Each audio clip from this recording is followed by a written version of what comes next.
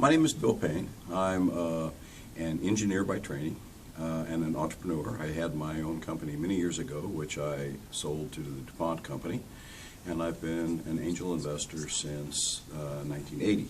So I've invested in more than 50 companies, and as a consequence, I have many years of experience on perhaps 15 or 20 private boards of directors, but not as a corporate director of a public company. Okay, so lots of experience. What do you consider the greatest opportunities in angel investing for a startup, from a startup point of view? Well, angel investors are only one segment of the capital food chain, or the capital sources that are available for entrepreneurs. So we expect the entrepreneur to use his or her own resources at the beginning, and then later perhaps raise some seed capital from government or friends and family. And at the point that the entrepreneur begins to develop relationships with customers, has some customer validation, then angel investors are sort of the first professional money that's invested in the company, oftentimes before they have revenues, but after they have contacts with customers and some customer validation. Then if the company needs a lot more money to be successful, then they might raise multiple rounds from angel investors, or even advance to raise big money from deep pockets and venture capital. Excellent. What other value can an angel investor bring than just the money? Angel investors invest time and money in startup companies. Josh Lerner, who is a very famous professor at Harvard Business School, published an article in 2010 that validates that the entrepreneurs put at least as much value in the time that we spend mentoring our portfolio companies and as directors in our companies as they value our money. Sounds brilliant. So you have invested in over 50 startup ventures. That must mean that you've had your fair share of positive and negative experiences. Do you have any horror stories to share with me? Oh, I have about 25 or 30 horror stories that I could share with you.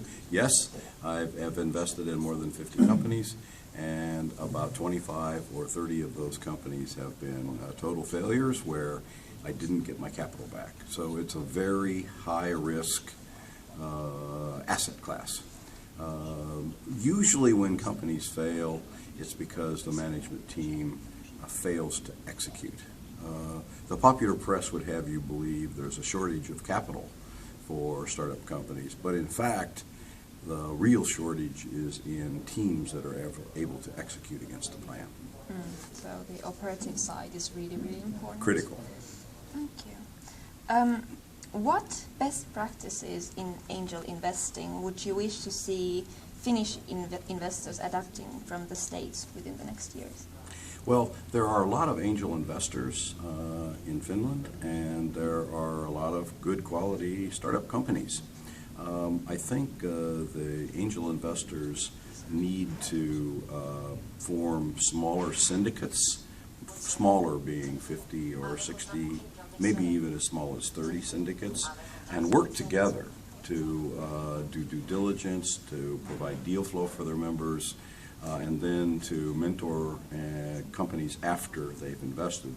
We in the U.S. have found that angel groups or angel syndicates really can accelerate angel investing and bring a lot of added value through our business savvy and business segment experience and corporate governance experience to our portfolio companies.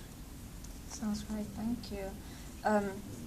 Boardman sees active ownership as a must-have in any company.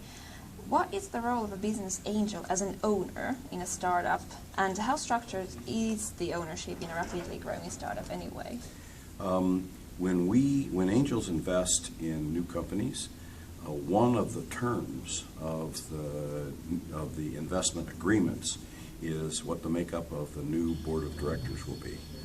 So we generally require that one of the investors be on the board, and we stipulate how many members we think should be directors, and how many outsiders and how many insiders. So we really like an objective board of directors that's not dominated by either investors or founders who can help this with the strategic future of the company.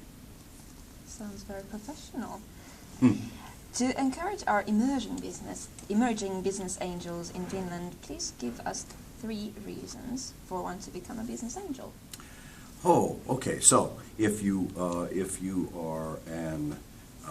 a wealthy individual who has interest in spending part-time investing in startup companies, number one, it's a great way to share your business savvy and continue to hone your business skills.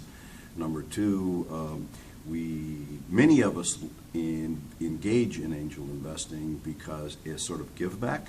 So maybe many years ago, a senior businessman took us under his wing and mentored us, so it's now time for us to do the same.